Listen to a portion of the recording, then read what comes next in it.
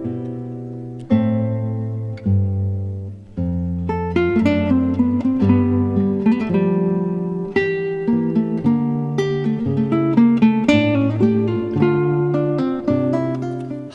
I'm Reverend Jake Zabe, and welcome to Children's Bible Stories.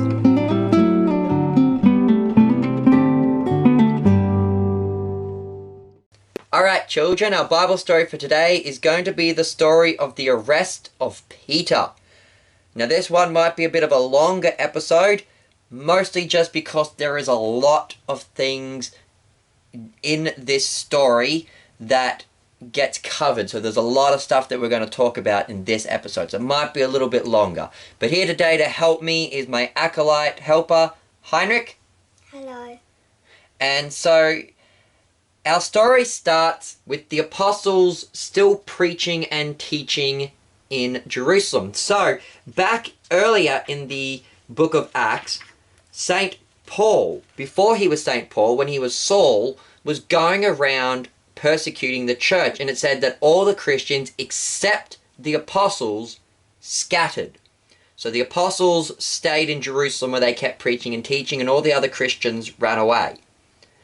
And now, where we get to our story today is we get the arrival of King Herod. Now Heinrich, do you remember what Herod this is? Because throughout the Bible there's numerous kings called Herod. There's the Herod that tried to kill baby Jesus.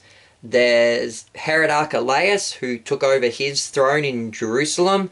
There's also Herod Antipas, who was the Herod who actually was there at the death of Jesus when Jesus was an adult during the crucifixion.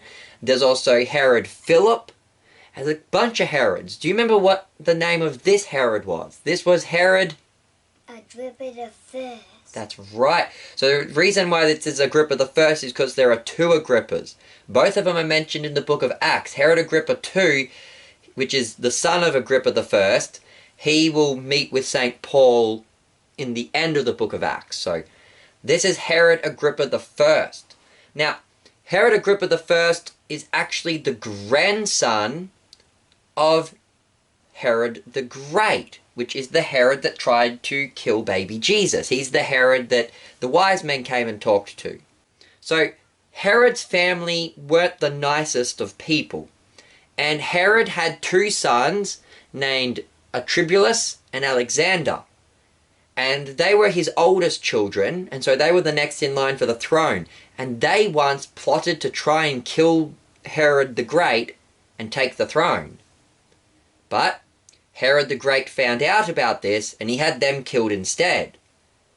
Now Herod Agrippa the First, he was the son of Herod Archibulus, the one who tried to kill Herod the Great. And so Herod Agrippa the First, he had actually spent most of his life not in Jerusalem at all. He went off and lived in Rome, where he was friends with the Roman emperor. He became friends with Claudius, who was then a prince, but would later one day become Emperor Claudius.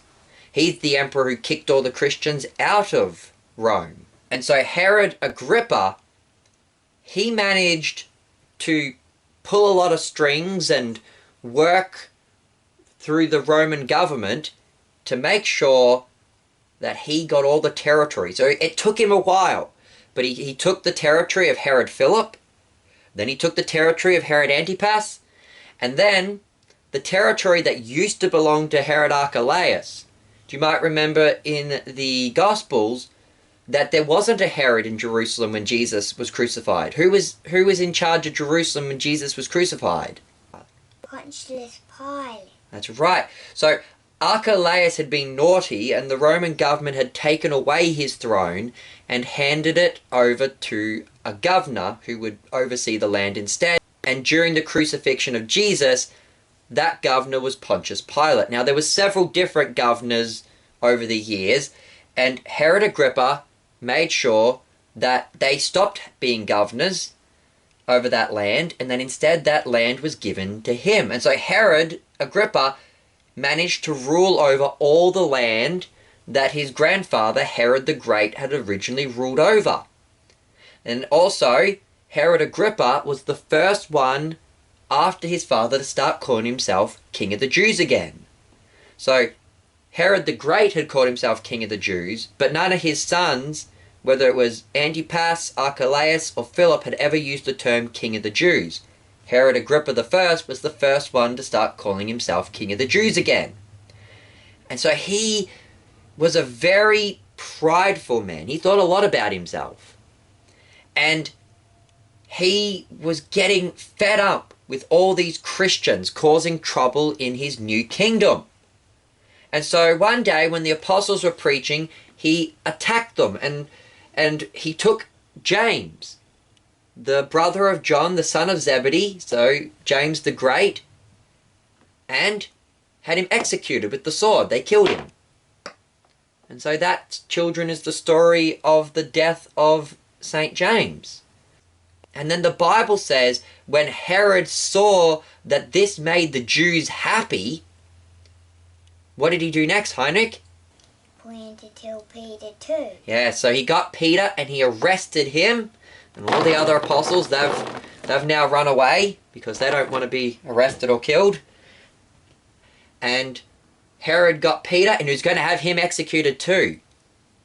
But he couldn't. Do you remember why he couldn't kill Peter right away? Because it was the Passover. Yeah, it was the Feast of Unleavened Bread again. So the Feast of Unleavened Bread normally goes for like 8 days. First there's the high feast, which is Passover, and then there's a week following the Passover. And so there's 8 days, which is part of this holiday. And so Herod couldn't kill Peter during those 8 days. And so instead, took Peter and arrested him and put him in jail. And he was so worried that Peter might escape or that someone might come and try to liberate Peter that he put 4 squads of soldiers to watch the prison. In addition to that, they had Peter chained to the floor and had 2 soldiers standing right next to him. But that night, what happened, Heinrich? An angel came. Yeah, an angel came. And he walked past the squad of soldiers, just casually. And he walked past into the prison, opened up the prison gate. And the 2 soldiers, they were like fast asleep now because the angel put them to sleep. And he came to Peter and he told Peter, "Arise, let's go, Peter." And the chains fell off Peter's arms and Peter started following the angel. And so Peter and the angel walked out of the prison, out the gate, past the squads of soldiers, and then the angel just disappeared.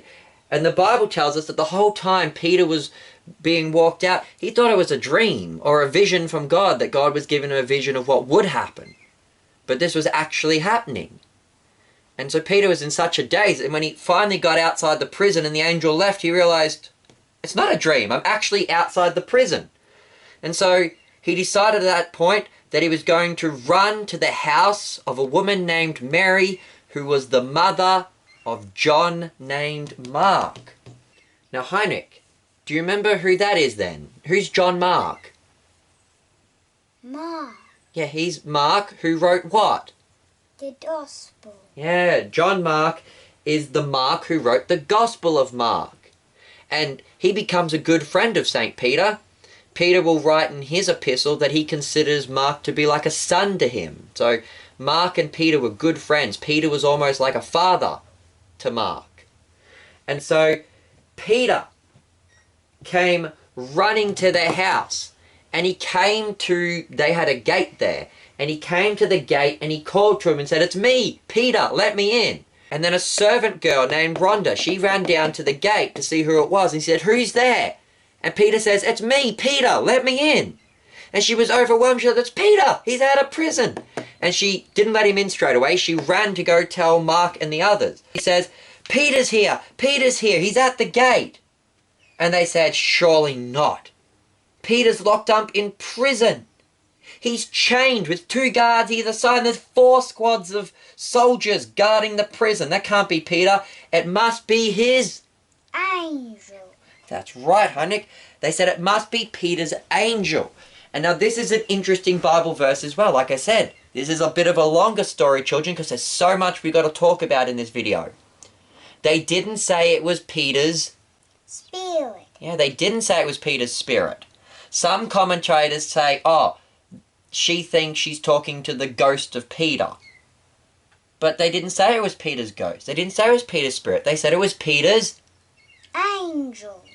Yeah, and so this is why this Bible verse is one of the few proof texts for the doctrine of guardian angels. Whose angel is it, Heinrich? It is? Peter's. It's Peter's angel. And so they're saying, no, it can't be Peter. It must be Peter's guardian angel coming to tell us something about Peter. But she said, no, it's really Peter. And so she ran down and let him in, and Peter came in like, wow, it really is Peter. Hooray! And they all celebrated. So the next day, you know what happened, Heinrich? Herod Agrippa. He was all excited because you know what today was? The feast is over, which means today's the day I get to kill St. Peter. Ha ha ha ha ha ha ha. And he came to get Peter to put him to death. And, excuse me, soldiers. Where's Peter? And they didn't know where he was. Peter was gone. Nobody knew where he was. They didn't see him leave. He just wasn't there. And Herod was so angry that he took the soldiers who were guarding Peter and he had them put to death instead. And that, children, is our story about the arrest of St. Peter. But before we go, we might as well, because it's be a really quick story, we might as well wrap up our story with what happened to that naughty King Herod Agrippa. Because after this, Herod was very angry, and he became angry with the people of Tyre and Sidon. And he basically had a big battle with them.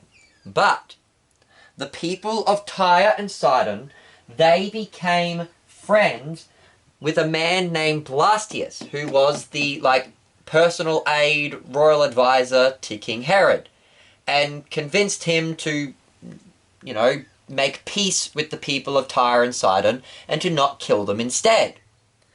And so Herod came to speak to the people of Tyre and Sidon to declare peace. And he came out, and as he began to give his proclamation of peace, the people were so impressed, and they shouted, "The voice of a god and not of a man." And Herod, what did he do? Did he say, no, I'm just a man, I'm not God? Did he humble himself, Heinrich? No. He started thinking he was a dog. Yeah, he thought he was a god. And so you know what happened? God said, ooh, you naughty Herod. And he sent an angel down who struck him that moment. And you know what happened to him? What happened, Heinrich? Got bad worms and died. That's it. The angel came down and struck him with a bad case of worms, and he died. And that's the end of naughty Herod Agrippa I. And then his son Herod Agrippa II would now take the throne and rule in his place. But that's the end of the story of Herod Agrippa I. So, I know that's been a bit of a longer Bible story this time, children. We've covered quite a lot. Hope you've enjoyed it. I've been your host, Reverend Jake Zabel. Thanks again to my acolyte, Helper Heinrich. Goodbye and God bless.